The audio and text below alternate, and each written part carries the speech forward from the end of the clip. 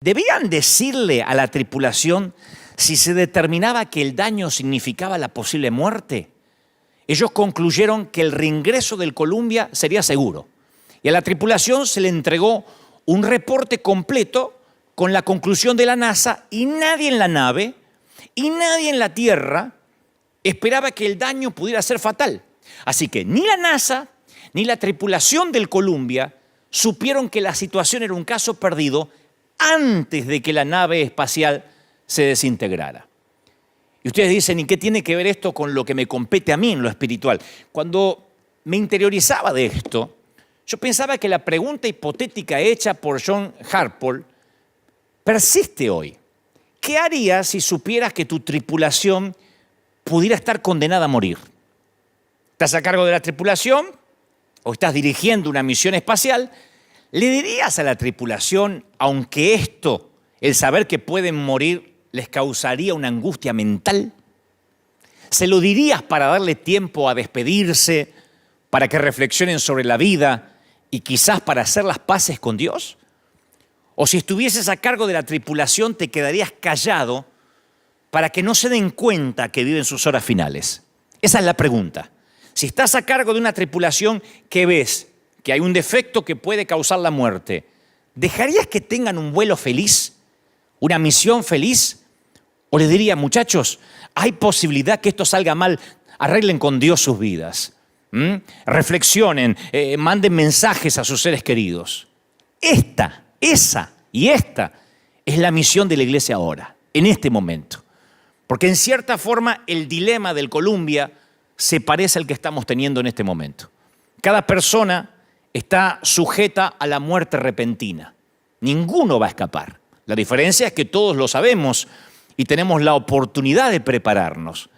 Cuando llega la pandemia o cuando llegan estos momentos de crisis, vivimos una clase a veces a mí me sorprende porque es una clase de negación. Como que confirmamos que nuestra vida diaria vamos a tenerla sin ningún cambio, sin ningún contratiempo. Creemos que va a ser así y sin embargo la vivimos como si tuviésemos garantía de seguridad que no son posibles en esta vida.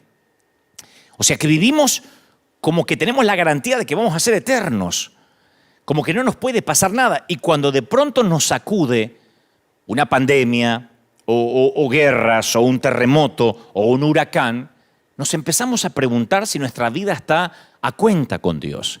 Esto no es nuevo. Lo que está pasando ahora, que es una suerte no estoy minimizando la pandemia, pero sí también hay una paranoia, un miedo, donde la gente corre a los mercados para quitar lo último que queda de papel higiénico, de insumos básicos, que no lo hubiésemos pensado hace una semana atrás.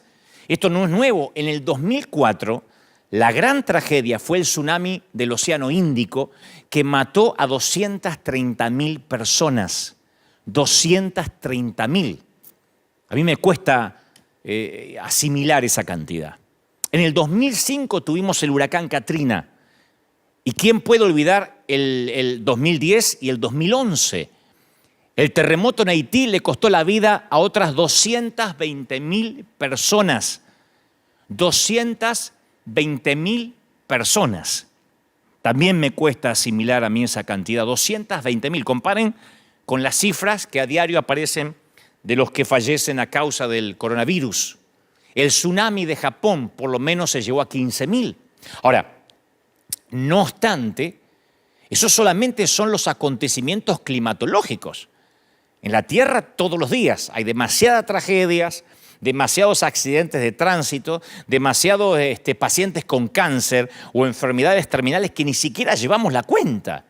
Y eso hace que uno se haga muchas preguntas respecto al carácter de Dios. Ahora es cuando la gente mira hacia las iglesias o trata de escucharnos a nosotros, y como cristianos, como seguidores de Dios, no podemos pretender creer que Dios está sorprendido. No podemos decir, no, es que esto nada tiene que ver con Dios, porque algunos creen en la teoría que Dios creó al mundo, pero que no participa en su funcionamiento. Y esa filosofía se llama deísmo. O sea, acepta la existencia de Dios, pero lo aleja de cualquier cosa que ocurra en el mundo que Él creó.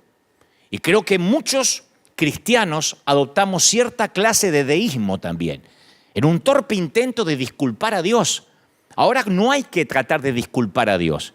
Cuando los ateos nos digan, ¿por qué está pasando eso?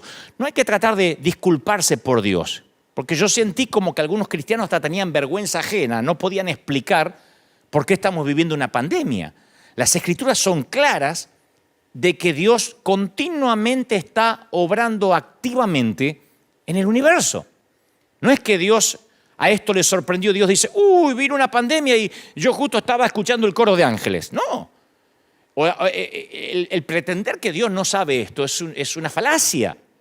Otra manera en que nosotros liberamos a Dios de la responsabilidad es echarle la culpa al enemigo, a Satanás. Pero si uno lee las Escrituras, sabemos que el libro de Job, a través del libro de Job, que Satanás no puede hacer nada sin el permiso de Dios. Ya sea que nos resulte cómodo o no, uno tiene que debatir este asunto con integridad teológica. Ahora, queridos pastores, colegas, cuando uno tiene que ponerse serio. Ahora es cuando no tenemos que hablar tonterías, boberías. Ahora es cuando tenemos que decirle a la gente, a los que no creen en Dios o a los que ahora van a empezar a buscar desesperadamente a Dios, hay que decirle, mira, la Biblia enseña que Dios es soberano, que Él está en el trono tanto en los momentos agradables como en los momentos que no son tan agradables. La Biblia presenta un Dios activo que está involucrado íntimamente en el control y en el sustento de todos los acontecimientos del mundo natural. El Señor hace lo que se le place, dice la Biblia, dice Salmo 135:6. El Señor hace lo que se le place por todo el cielo y toda la tierra, y en los océanos y en sus profundidades. Hace que las nubes se eleven sobre la tierra. Envía relámpagos junto con la lluvia y suelta el viento desde sus depósitos. Salmo 135:6. Yo leo esto y no puedo pensar que el viento o la lluvia se manejan solos. O lo que es peor, que lo maneja el diablo. Solo el Salmo 135 dice, Él suelta el viento desde sus depósitos. Mateo 5:45. Él da la luz de su sol, tanto a los malos como a los buenos. Y envía la lluvia sobre los justos y los injustos por igual. Si tuviera la iglesia ahora repleta, diría, ¿quién envía la lluvia? Dios. Él lo hace. Él ordena que caiga la nieve en la tierra. Job 37:6. Él ordena que caiga la nieve en la tierra y le dice a la lluvia que sea torrencial. Digo, por si alguien piensa que la inundación es un error de cálculo y el diablo tomó el control mientras que Dios miraba para el otro lado. El aliento de Dios envía el hielo y congela grandes extensiones de agua. Él carga las nubes de humedad. Estoy leyendo Job 37:6. Él carga las nubes de humedad y después salen relámpagos brillantes. Las nubes se agitan bajo su mando y hacen por toda la tierra lo que Él ordena. O sea, yo creo que cuando veo las Escrituras no puedo en ningún momento dudar que Dios en algún momento del planeta pierde el control.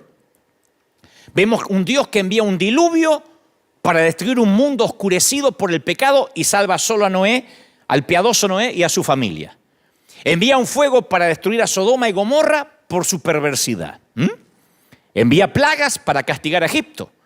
Crea una plaga que mata a 70.000 hombres debido al pecado de David al censar a la gente. Una historia que en otro momento les voy a contar. Envía una tormenta para atraer la atención de Jonás y llevarlo al arrepentimiento. Entonces, cuando uno ve ese Dios, uno piensa, a ver, desde Malaquías a San Mateo, ¿será que Dios se ayornó? ¿Se ablandó? No estoy diciendo que era un Dios malo, explicaré eso en momentos, ni que Dios sea malo hoy. Quiero que entendamos que cuando pasan estas cosas, los predicadores no tenemos que salir a tratar de disculpar a Dios. Ayer veía un programa de televisión de alguien que decía, bueno, esto no tiene que ver con Dios. Entonces, ¿con quién tiene que ver? ¿Con Trump? ¿De verdad? ¿Con Maduro? ¿Con los políticos que nos tocó en desgracia en algunos países de América Latina? ¿Con quién tiene que ver? Primero uno tiene que concientizarse por qué está pasando eso, si no, no vamos a encontrar la solución. En Amós 4 hay un episodio bíblico extenso que describe cómo Dios trata con la desobediencia de los pueblos. Así que si alguna vez yo creo que en algún momento nos vemos tentados a separar a Dios de lo que ocurre en la tierra, pensamos, no, Dios lo creó y después se olvidó que hizo una tierra. Este pasaje de Amós 4, este pasaje, le voy a leer la versión de la Biblia de las Américas, es como que nos para en seco. Miren, o escuchen. Yo también os he dado, estoy leyendo Amós 4:6. Esto es Biblia pura, señores. Yo también os he dado dientes limpios en todas vuestras ciudades y falta de pan en vuestros lugares, pero no os habéis vuelto a mí, declara el Señor. Yo retuve la lluvia cuando faltaban 3 meses para la cosecha. Hice llover sobre una ciudad y sobre otra ciudad no hice llover. Sobre una parte llovía y la parte donde no llovía se secó junto con la cosecha. No aparece el diablo en esto, ¿no? Está hablando el Señor. Así que de 2 o 3 ciudades iban tambaleándose a otra ciudad para beber agua y no se saciaban, pero no os habéis vuelto a mí, declara el Señor. Os herí con viento abrasador y la oruga ha devorado vuestros muchos huertos y viñedos, vuestras higueras y vuestros olivos, pero no os habéis vuelto a mí, declara el Señor. Envié contra vosotros una plaga, como la plaga de Egipto. Maté a espada a vuestros jóvenes junto a vuestros caballos capturados e hice subir hasta vuestras narices el hedor de vuestro campamento, pero no os vuelto a mí, declara el Señor. No os habéis vuelto a mí. Os destruí como a Sodoma y Gomorra y fuisteis como tizón arrebatado de la hoguera, pero no habéis vuelto a mí. Yo no estoy repitiendo esto, lo dicen las Escrituras tal cual. Declara el Señor, por tanto, prepárate para venir al encuentro de tu Dios. Este es el Señor. Digo, para poner en claro, yo no sé si esto es muy alentador, que cuando estas cosas pasan, no podemos mirar para otra parte, los que predicamos, los que estamos en los negocios del reino, negocios en el mejor sentido de la palabra, aludiendo a las palabras de Jesús cuando era niño, diciendo, los negocios de mi Padre me es necesario estar. No podemos decir, esto no tiene nada que ver con la iglesia, esto es algo inesperado, porque yo vi que muchos ministros se han quedado callados y no han sabido qué responder, porque tal vez quiero pretender de que olvidaron de que el Señor está al control de todo. La pregunta es, entonces ¿Dios es bueno? Esa es la pregunta. ¿Dios sigue siendo bueno? La pregunta ¿es bueno Dios cuando el resultado no lo es? Porque nosotros nos congregamos en iglesias donde cuando alguien se recupera del cáncer decimos, Dios es bueno, hermano, me sané de cáncer, amén, Dios es bueno, ¿no? Un aumento de salario decimos, Dios es bueno. Aplicamos para la universidad, nos aceptaron, decimos, Dios es bueno. Ahora, decimos Dios es bueno cuando las circunstancias son diferentes. En el cementerio, o en la maternidad, en el panteón o en la nursery, en la fila para conseguir empleo o en la fila del mercado para comprar de todo, en días de recesión como en días de provisión. Dios es bueno en días de salud y en días de pandemia. Lo diré otra vez, Dios es bueno en días de recesión y en días de abundancia, en días de tierra fructificada, en días de salud y en días de pandemia. Porque a veces sentimos, y esto creo que tiene que ver, esto es una autocrítica a los que predicamos, le hacemos creer a la gente que Dios tiene una suerte de trato unilateral. Unilateral porque Dios no lo firmó, lo firmamos nosotros solos. Es una metáfora, ¿no es cierto? A veces uno viene al camino del Señor y la mayoría creemos que tenemos un acuerdo contractual con Dios, ¿no? Nos hacen creer eso, le hacemos a veces inconscientemente creer eso a la gente. Promete ser una persona decente, promete ser bueno, traer tus diezmos y entonces Dios salvará a tu hijo, sanará a tu esposa, cuidará tu trabajo. Pero ese siempre fue el evangelio del multinivel. Porque el Señor también dijo, en el mundo tendréis aflicción. Entonces, cuando uno le dice, pase al altar para que la vida te vaya bien, la vida de este lado de la eternidad, ahora que hay una pandemia, ese evangelio se desmorona. Ahora es cuando muchos que predican empoderamiento no saben qué decir. Porque la gente dice, usted me vendió un multinivel, esto era como un shampoo Ceramidas. Esto era como un multinivel donde yo venía y cada vez estaba más alto en la pirámide.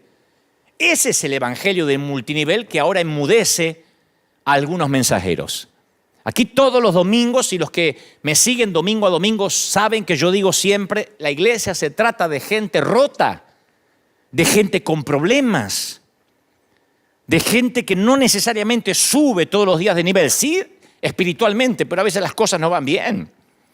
Porque a veces Dios no satisface nuestras expectativas y quedamos girando en un torbellino de preguntas, de dudas. Y ahí es cuando llegan los clientes, entre comillas, a reclamar las garantías de lo que compraron, ¿no? Y yo quiero que sepas bien esto, Dios no ha hecho tratos con nadie. Dios envió a su Hijo para darnos vida eterna y después prometió que es muy probable que aquí tengas aflicción, que vas a escuchar de guerra, de rumores de guerra, de pestilencia. Sí hay promesas de que ninguna plaga tocará tu morada, pero a mí me toca orar por sanidad, gente que se sana en el nombre del Señor y también sepultar a otra gente piadosa. En la iglesia tenemos testimonios de gente que ha venido en silla de ruedas y ha caminado y otros que siguen confinados a un bastón, a una silla de ruedas. Y yo no puedo ser tan torpe de pensar que a unos Dios los ama y a otros no. O decir, a este le funcionó el multinivel y a este no le funcionó. Aquí es cuando ese evangelio de naipes se desmorona.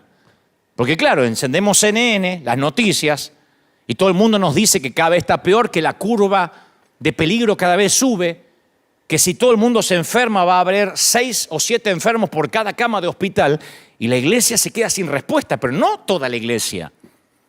Se queda sin respuesta la iglesia del multinivel. La iglesia que le dice a la gente, usted no va a tener problemas ni se va a enfermar. Porque Dios no permite las enfermedades. Pero Dios, voy a las Escrituras y me dice que sí. A veces es la forma en que Dios llama la atención. Cuando los demonios rogaron a Jesús que los enviara a un hato de puercos, ¿se acuerdan del endemoniado gadareno? Él les dio permiso, dice Mateo 5:12. Él les dio permiso. O sea que Dios da permiso para que sucedan determinadas cosas. Él permite que la tierra se seque y que los tallos a veces crezcan desnudos. Lo leímos recién en Amós. Él le permite al enemigo que se desate el caos en ciertas ocasiones, pero no permite que triunfe. No permite que triunfe. Estas son terribles calamidades productos de un planeta Tierra caído. Y por el contrario, cada mensaje en la Biblia, en especial la historia de José, ustedes deben recordar José que fue vendido por sus hermanos y que llega a Egipto y luego le dice a sus hermanos, miren, todo lo que ustedes hicieron, Dios lo transformó, lo trastornó para bien. Cuando uno ve la historia de José, nos lleva a creer que Dios mezcla algunos ingredientes y de alguna forma saca algo bueno de todos esos ingredientes. Ese fue el mensaje de Jesús. Cuando sus seguidores divisaron a un ciego a la orilla del camino, le pidieron a Jesús una explicación, como ahora la gente está pidiendo una explicación. Le dijeron, ¿por qué está ciego? ¿Estaría enojado Dios? ¿De quién era la culpa? ¿De quién había pecado? ¿Sus padres o él? Y la respuesta de Jesús ofreció una opción superior. Él dijo, el hombre quedó ciego para que las obras de Dios se manifiesten en él. Juan 9:3. Para que las obras de Dios se manifiesten en él. No pecó ni este ni los padres. Lo que está ocurriendo es para que Dios manifieste su poder. Porque si Dios llegamos a la conclusión que no está a cargo de los desastres del mundo, ¿cómo entonces vamos a decir que dependemos de Él, que Dios está al control de nuestra vida y de nuestro futuro? O sea, ¿de verdad estamos predicando un Dios que se ocupa de mi uña encarnada, que se ocupa de los divorcios, que se ocupa de la mamá que perdió a su hijo, pero no se ocupa de los desastres climáticos o de las pandemias? ¿O Dios está involucrado en todas las funciones del mundo o no está involucrado en ninguna? Pero no es un Dios que algunas cosas se le escapan y otras cosas sí las tiene en cuenta. Tampoco es verdad que yo sé que hay gente que dice, bueno, pero a lo mejor esto es el otro día escuché que alguien dijo, a lo mejor esto tiene que ver con una represalia de Dios contra alguien. Porque ahora es cuando surgen las teorías conspirativas, ¿no? Yo escuchaba estos días, no, que esto es un virus, que me parece que lo hicieron en un laboratorio y lo soltaron. No nos consta, siempre han surgido estas conspiraciones, no nos consta. Nadie tiene pruebas para decir eso. Sea eso, haya nacido en China, comiendo animales salvajes, siempre surgen las teorías conspirativas. Pero a mí lo que más me llama la atención en nuestro ámbito de los que creemos en Dios son los profetas con el periódico de ayer. Porque el profeta con el periódico de ayer pasó esto y por eso doy esta profecía hoy. Cualquiera es profeta con el diario de ayer. Entonces, no es cierto decir que cada desastre particular es un juicio porque alguien metió la pata. Después del 9/11, después del 11 de septiembre, algunas personas decían que el desastre había sido juicio de Dios sobre los Estados Unidos por culpa de sus políticas. Porque siempre cuando uno encuentra un culpable es como que nos da un alivio a todos. Hay gente que piensa que lo que sucede es culpa de algo que se cometió en el contexto inmediato del desastre. Y en el Evangelio de Lucas, Jesús advirtió sobre estos profetas con el periódico de ayer. Resulta que Pilato había asesinado a unos galileos, sumado a que otros habían muerto cuando una torre se derrumbó en Siloé. Y entonces cuando le preguntaron a Jesús sobre eso, porque le preguntaron por qué había ocurrido eso, por qué se había derrumbado una torre y por qué había ocurrido esas tragedias, Jesús dijo, ¿piensan que esos galileos eran peores pecadores que todas las demás personas de Galilea? Y que por eso sufrieron. De ninguna manera. Ustedes también van a perecer a menos que se arrepientan de sus pecados y vuelvan a Dios. Eso me fascina. Porque el Señor dice, ¿creen que esos 18 que murieron cuando la torre de Siloé se les cayó encima eran peores pecadores que el resto de los que sobrevivieron en Jerusalén? No. A menos que ustedes se arrepientan, también van a perecer. La historia está en Lucas 13:2. Se había caído una torre y dijeron, murieron porque estaban en pecado. No. ¿Murieron las víctimas porque eran más pecadoras que las sobrevivientes? No. Todos vamos a morir si no nos arrepentimos. En otras palabras, el mayor desastre natural de todos ocurrió en el huerto del Edén. Esto es el daño colateral. El mayor desastre, la pandemia, comenzó en el huerto del Edén. Por eso yo titulé este mensaje Pandemia, el daño colateral. Porque la caída nos hizo a todos víctimas. Aquí en River casi todos tienen algo en común. Hoy no están, pero están en sus hogares, ahí frente a la tele. Aquí nos hermana, no quiero decir nos unifica porque suena a uniformidad, pero nos aúna, que todos hemos llegado a Cristo a través de alguna experiencia difícil. Todos llegaron rotos de alguna manera. No hay aquí gente que dice, la verdad que yo no necesitaba al Señor, pero vine a ver qué onda. Por lo menos River. Este es un sitio de gente rota. Frecuentemente por la pérdida de un ser amado, por un divorcio, por la pérdida del trabajo, por abusos en la niñez.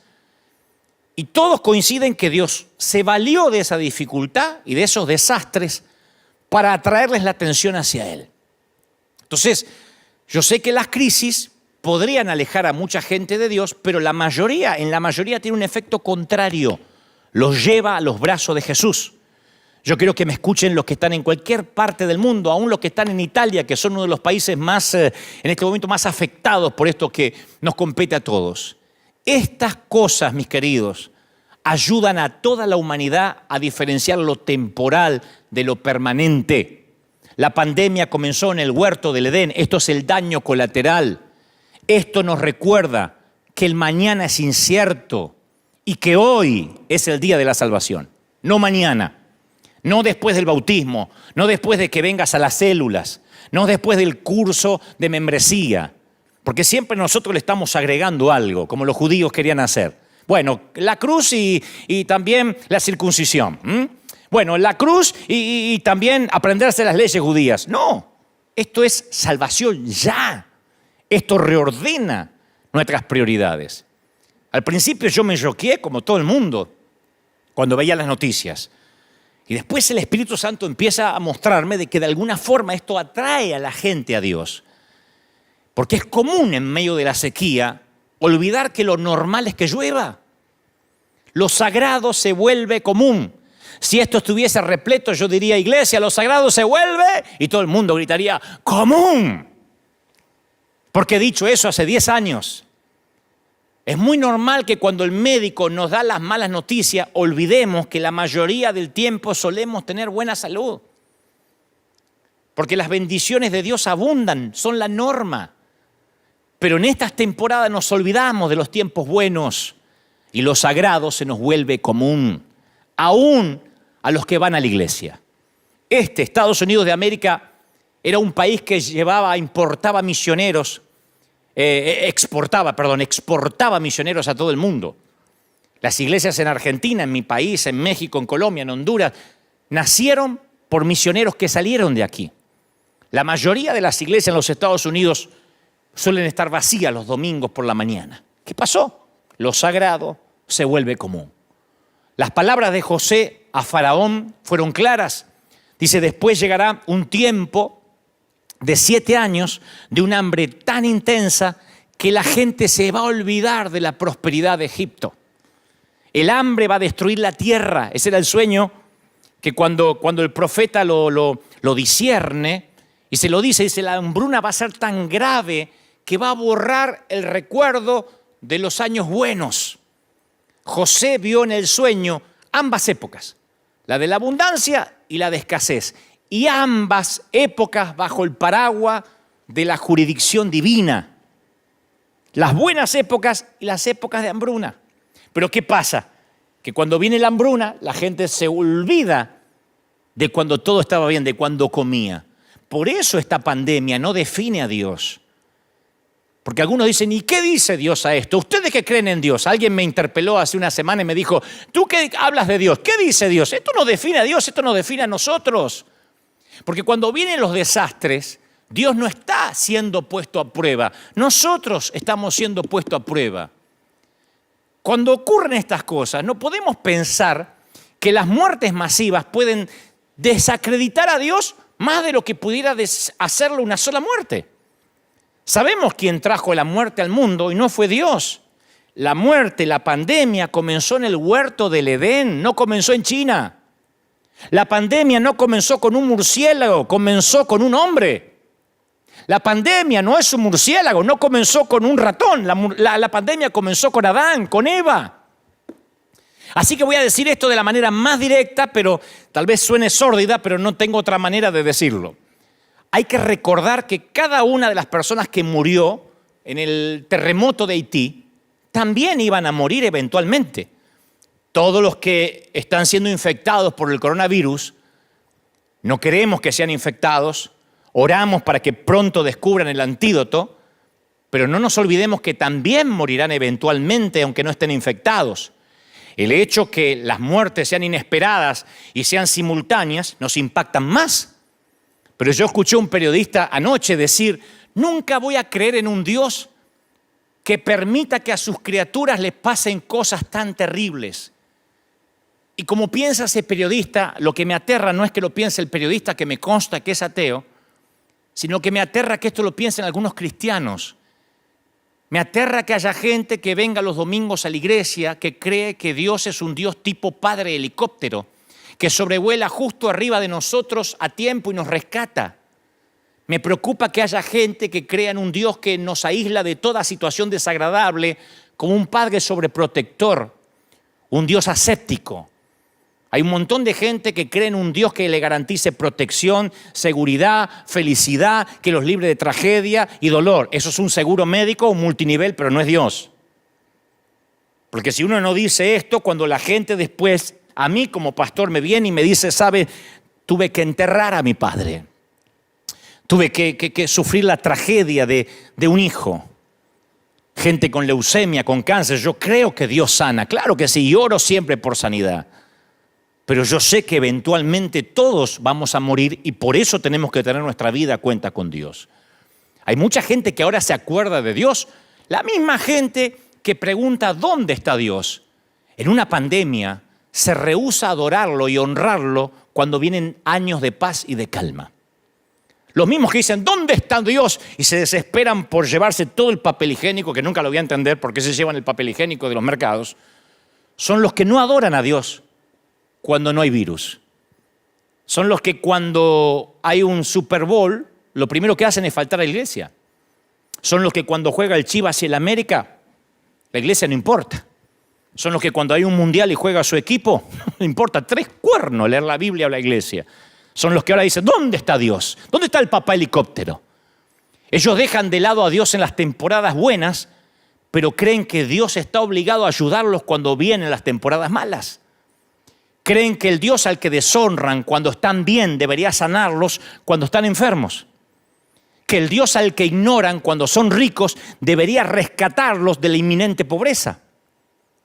Y es el Dios al que se rehúsan a adorar cuando la tierra permanece firme y ahora le exigen que los venga a rescatar cuando la tierra comienza a temblar. Pero Dios no te debe nada. Dios no me debe nada. Dios no te debe nada.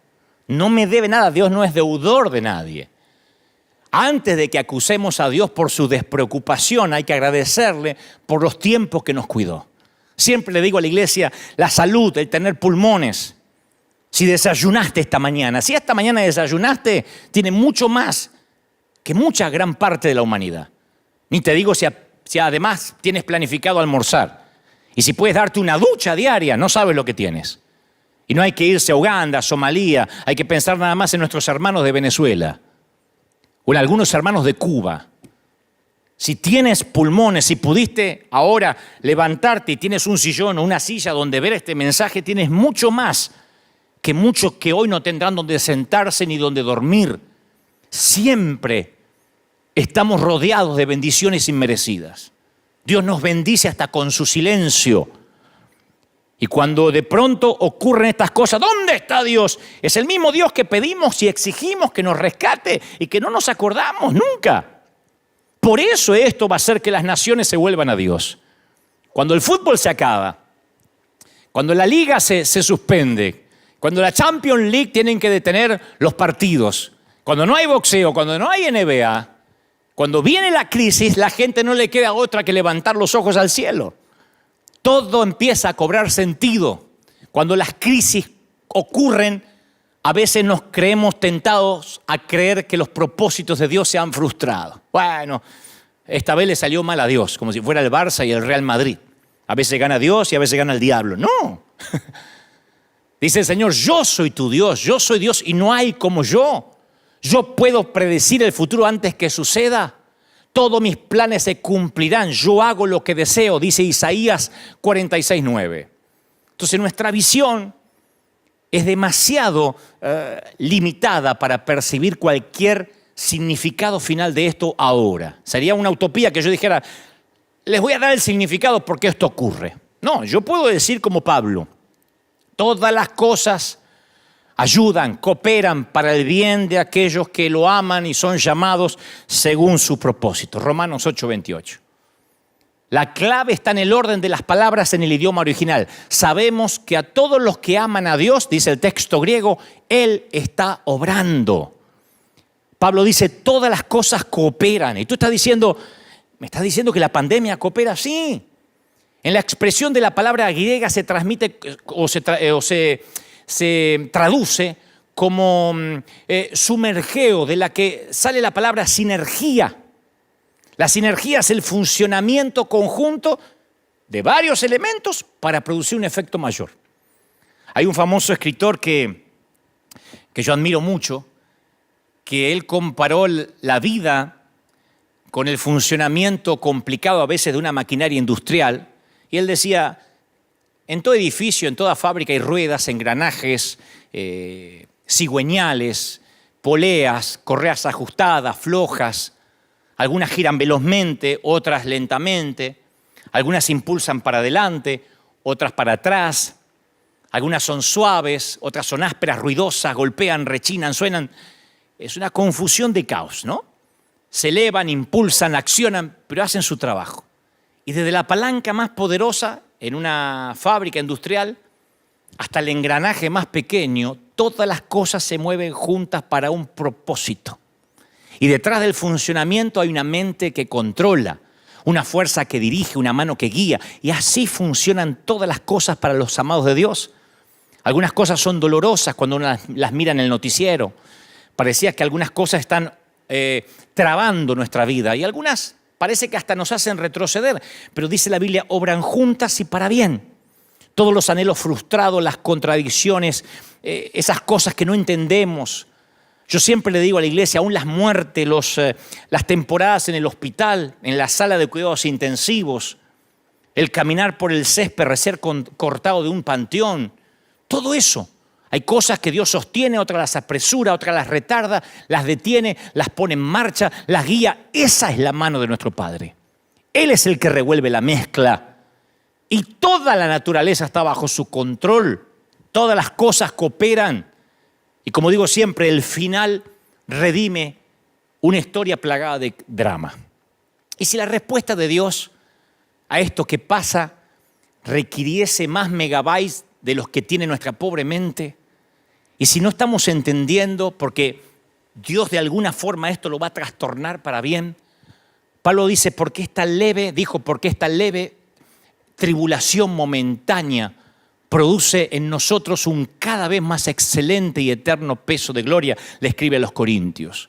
Yo sé que lo que venga le va a dar significado a lo que está ocurriendo ahora.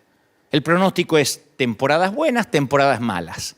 Salomón dividió la vida en 28 temporadas. Y Dios está en todos los días, en todas las temporadas. Él es el Señor de las hambrunas y de las fiestas. Entonces yo sé que están preguntándome, entonces, ¿qué hacemos, pastor? Porque nuestra gente siempre me dice, dinos qué hacer. ¿Qué hacemos la iglesia? Bueno, en primer lugar, yo creo que esto nos devuelve la sensibilidad. Nos recuerda que el evangelio no es para andar empoderándose y para repetir frases. A mí siempre me enfermó el repetir frasecitas como si uno viniera a escuchar a un coach, a alguien que te hace vivir mejor. Esto nos enseña que el evangelio se trata de almas perdidas. Nos enseña a ser sensibles con lo que sufren. Porque a veces cuando uno ve gente sufrir, uno quiere enseguida llevarle una respuesta y a veces el silencio, el estar al lado es el ministerio más poderoso. ¿Qué necesita una viuda en el momento que está arrojando un puñado de tierra sobre el ataúd de su marido de toda la vida? ¿Qué necesita? Que alguien en silencio la abrace, no que le den un sermón. Y cuando la gente sufre, como está sufriendo ahora toda la humanidad, los razonamientos espirituales, la cita indiscriminada de pasajes bíblicos abruman. La gente no necesita nuestras respuestas, necesita nuestros hombros para llorar. Por eso esto me alegra, porque cuando esto pase, porque va a pasar, yo sé que la gente que va a ir al Lighthouse ya no van a ser 50, van a ser cientos. A mí me gusta que esto nos sensibilice. Estos son los momentos en que la iglesia de Jesucristo tenemos que entrar en nuestro apogeo. Este es el momento que tenemos que decir, sí, esto es iglesia. Ahora es cuando los presidentes no saben qué decir. Yo veo a los presidentes, desde los Estados Unidos por lo menos, inclusive los de Europa, titubean. Les escriben, pobrecitos, lo que tienen que decir y titubean. Ahora es cuando los que se supone son los jefes de Estado, los comandantes en jefe de las Fuerzas Armadas no saben qué decir. Y ahora es cuando la iglesia tiene que hablar. Y ustedes dicen, ¿y cómo hablamos? Ahora es cuando la gente tiene dolor y a veces lo único que tenemos que decir es, mira, me gustaría sentarme contigo, tomar una taza de café y que trabajemos juntos en las preguntas que tú tienes, pero ahora estoy aquí para servirte. Es que tengo miedo porque me voy a enfermar. Yo estoy aquí para estar contigo, para servirte. ¿Qué puedo hacer? Porque esto nos recuerda que estamos de paso. Apocalipsis 21:3 dice, oí una voz fuerte que salía del trono y decía, miren, el hogar que Dios está preparando. Miren, Él vivirá con ellos y ellos serán su pueblo. Dios mismo estará con ellos. Él mismo, Él secará toda lágrima de sus ojos. No habrá dolor y estas cosas no existirán más. O sea que este no va a ser nuestro hogar permanente. Ese es el mensaje que alguien que no tiene a Dios necesita oír ahora. Pablo dice, toda la creación espera con anhelo el día futuro en que Dios le revele a sus hijos verdaderos la eternidad. Porque sabemos que toda la creación gime de angustia como si tuviera dolores de parto, le dice Pablo a los romanos. Ahora es cuando hay que decirle, no te preocupes, sabíamos que esto iba a pasar. En nuestra iglesia continuamente hablamos de los días finales, pero no te preocupes, porque vamos a salir de esto y esto va a hacer que reordene tus prioridades. ¿Va a haber cura para la pandemia? No quiero parecer un profeta con el periódico de ayer. Yo sé que pronto los científicos, los infectólogos van a dar con la vacuna contra el coronavirus. La Biblia dice que Ezequías había enfermado gravemente y Isaías le había dicho a los siervos de Ezequías, preparen un ungüento de higos y pónganlo sobre la llaga y Ezequías se recuperará. La historia está en Isaías 38, 21. Y la enfermedad fatal de Ezequías se originó por una llaga en alguna parte de su cuerpo. Probablemente suponemos que se había infectado y que se estaba filtrando veneno en su sistema, por eso estaba por morir. Y Dios le da instrucciones a Isaías para que se sanara, pero que tenía que transmitir una cura, una suerte de asepsia a los médicos de la corte. O sea, la receta era un ungüento, una pasta hecha con higos machacados para aplicarlo en la llaga. Uno se podría preguntar por qué Dios no lo sanó simplemente con un milagro. ¿Por qué no sanar a Ezequías por medio de un milagro, una palabra? Dios tiene la costumbre de usar a su gente, a sus dones y a sus recursos para llevar a cabo sus planes. Fuimos creados para ser asistentes de Dios y hacer su obra en la tierra. Así que así como Dios con Isaías usó a los médicos de la corte, yo sé que Dios va a usar a los científicos que están ahora investigando y creo que va a ser pronto para que den con la cura. Yo estoy convencido de eso, que esto va a pasar, pero vamos a reordenar nuestras prioridades.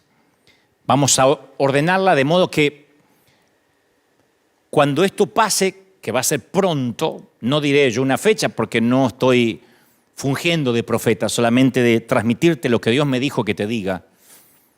Cuando la economía se colapsa, como está ocurriendo ahora, donde inclusive Wall Street, que marca el pulso financiero del mundo, del planeta, casualmente o paradójicamente, cuando la economía se viene abajo, dicen los sociólogos que la contaminación en estos pocos días, en esta semana, en estos días, en estos 21 tantos días que ha cambiado el planeta, la contaminación bajó de manera considerable.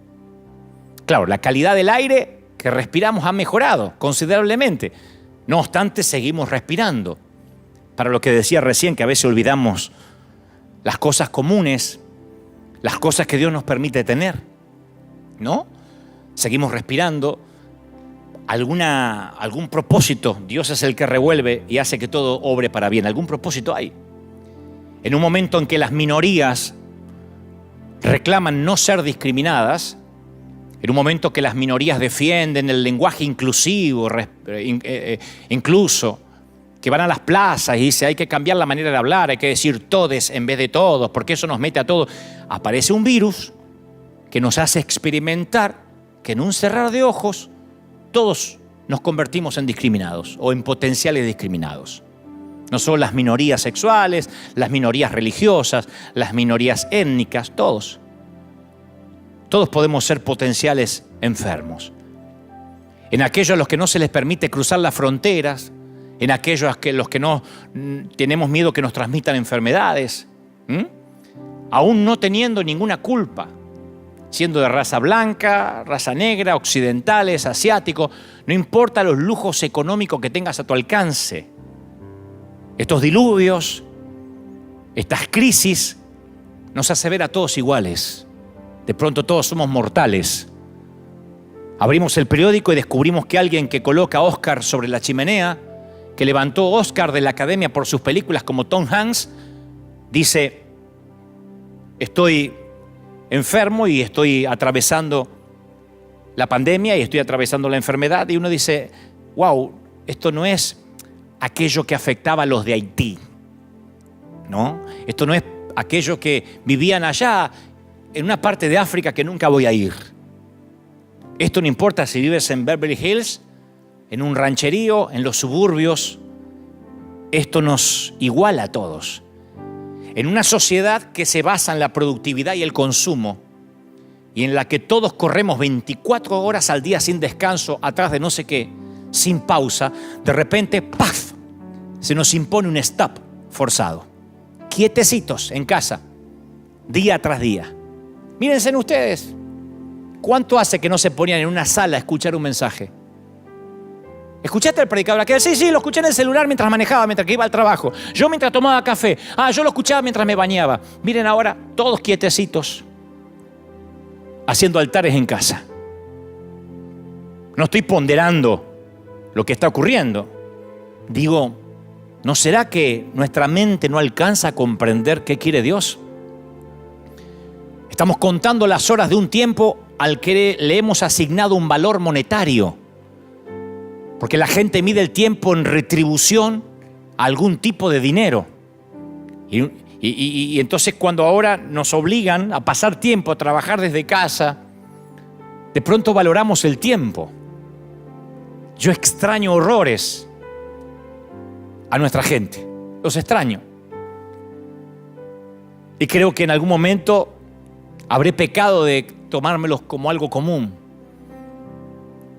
Todos los domingos, hace 10 años, yo salgo aquí y a las 9 de la mañana esta iglesia está repleta, la arena está llenísimo y sale la gente promediando las 11 y a las 12:30 se vuelve a llenar. Los niños corretean, esto es literalmente un hervidero de gente. Hoy los extraño. Hoy la mayoría de las iglesias en los Estados Unidos de América, por lo menos, están en silencio, con las luces medio apagadas. Y extraño el bullicio. Dígale a su hermano, abrácese. En una época en que la crianza de los hijos se las delegamos a los maestros, a las niñeras, a las instituciones.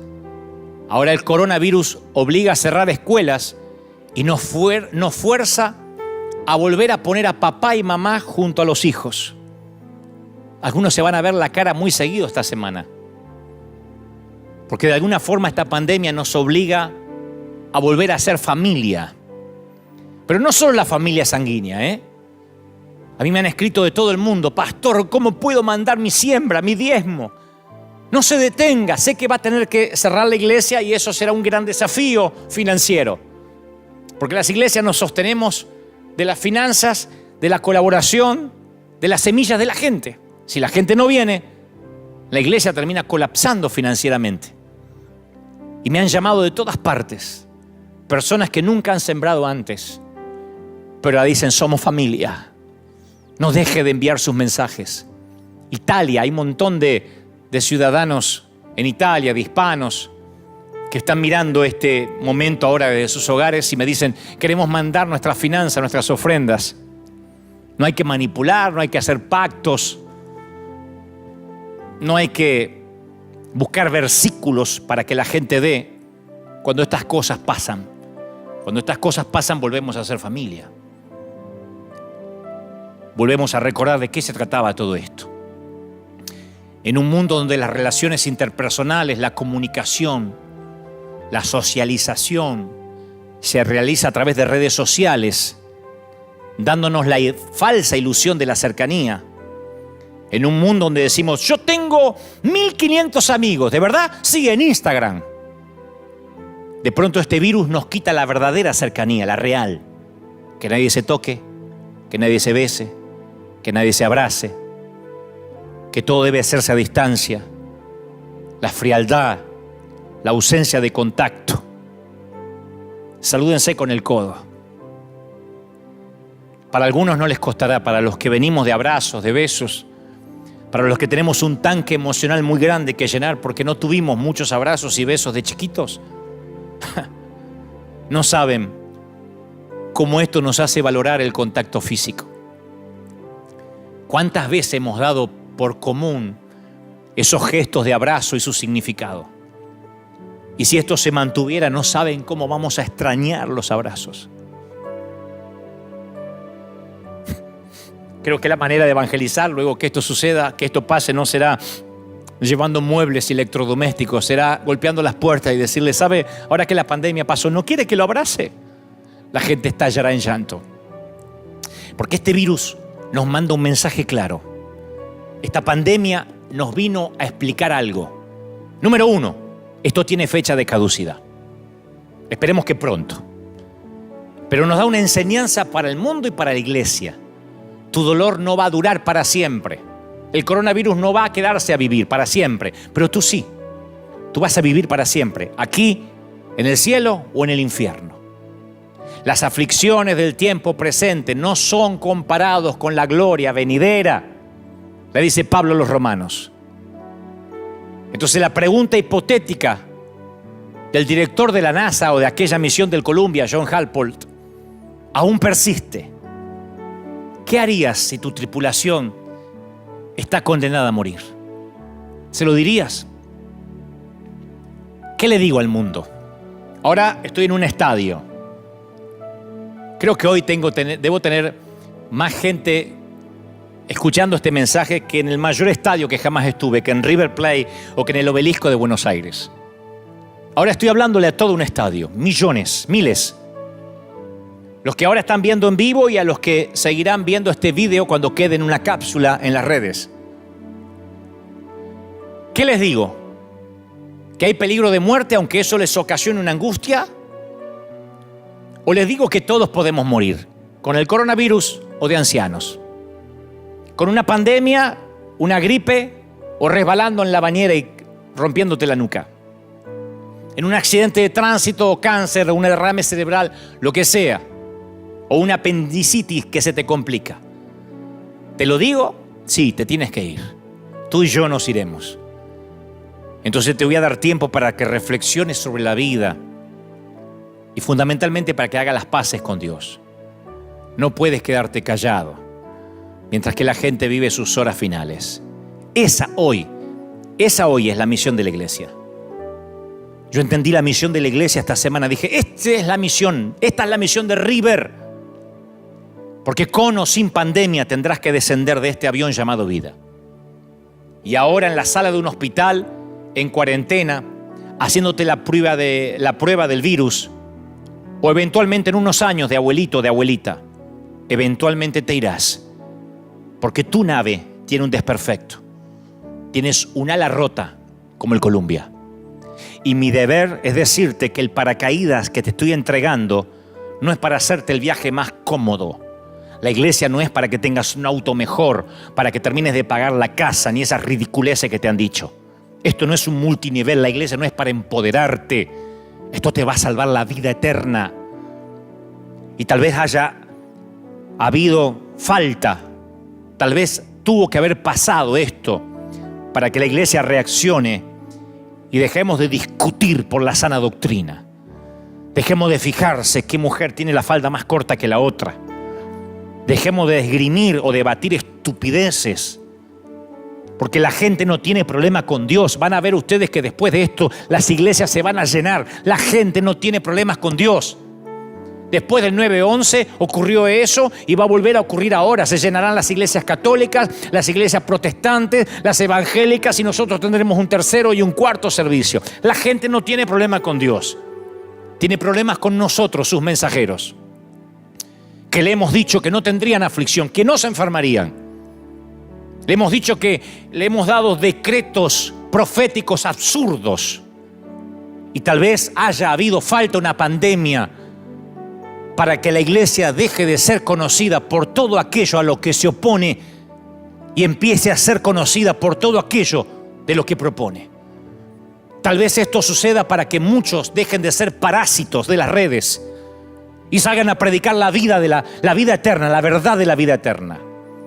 Tal vez esto nos haga reflexionar y en lugar de estar viendo qué predica aquel, qué predica el otro, y si el otro es un falso profeta y editando videitos de YouTube, esto tal vez nos saque a las calles, porque si nos cierran las puertas de las iglesias, la iglesia tendrá que salir a las calles. Nos encanta el Pentecostés y quedarnos los 120 santos en el aposento alto. Pero si Dios no permite la peor persecución de la historia, ellos no irán a las 4 esquinas del mundo antiguo a llevar el avivamiento. Siempre ha ocurrido así. Muéstrame una gran crisis y yo te mostraré una iglesia que se aviva. Una iglesia que entiende que esto se trata de almas, de gente. Es casi seguro que esto quizás haya pasado para que la iglesia reaccione y no tanto para que los ateos reaccionen. El mundo clama a gritos la manifestación de los hijos de Dios. Y por ahora, por el momento, algunos se nos ha obligado a cerrar nuestros auditorios, aunque sea por una semana. Y yo no estoy dispuesto a esperar que también me obliguen a cerrar la boca para siempre. Nos pueden cerrar los auditorios por una cuestión de higiene, de asepsia, pero no nos cerrarán la boca. Ahora es cuando la iglesia tiene que salir. Ahora es cuando la iglesia tiene que vivir su mayor apogeo. Ahora es cuando la iglesia tiene que predicar. Sí, Dios está detrás de todo esto. ¿Dios es malo? No, Dios sigue estando en su trono. Te salves o te mueras, Dios es real. Este caos comenzó en el huerto del Edén. Solo es el daño colateral de un mundo caído. Y sabes, las cosas se pondrán peores. Siempre las cosas se pondrán peores. Saldremos de esta y escucharemos acerca de guerras. O escucharemos acerca de plagas, o de terremotos, o de tsunamis. La Biblia dice que cuando estas cosas sucedan, levantemos nuestros ojos al cielo y sepamos que todo esto estaba dicho y que se está cumpliendo y que el Señor está a las puertas. Alegraos cuando estas cosas pasan y salgan, prediquen, se trata de almas. No importa si yo pertenezco a la Asamblea de Dios, si tú eres bautista o si tú crees eres arminiano y el otro es calvinista. Eso no importa ahora. Esto nos tiene que aunar. Voy a culminar con esto. Hace poco conocí a un productor que supo juntar a los astros más importantes de la música hace muchos años para un tema que compuso Michael Jackson, USA for Africa. Todos los cantantes del momento lograron juntarse en pos de lo que era una ayuda humanitaria para los que más necesitaban, para los más vulnerables. Y entonces le pregunté a uno de los productores cómo se juntan tantos grandes de la música, tantos ganadores de premios, tantos vendedores de discos.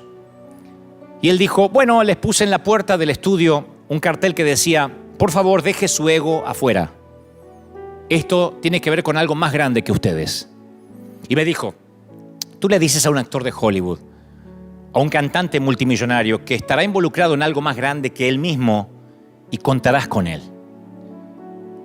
Me quedé pensando qué nos hace falta a los pastores para entender que esto es algo más grande que nosotros, que nuestro templo. Eventualmente yo me iré de River Arena,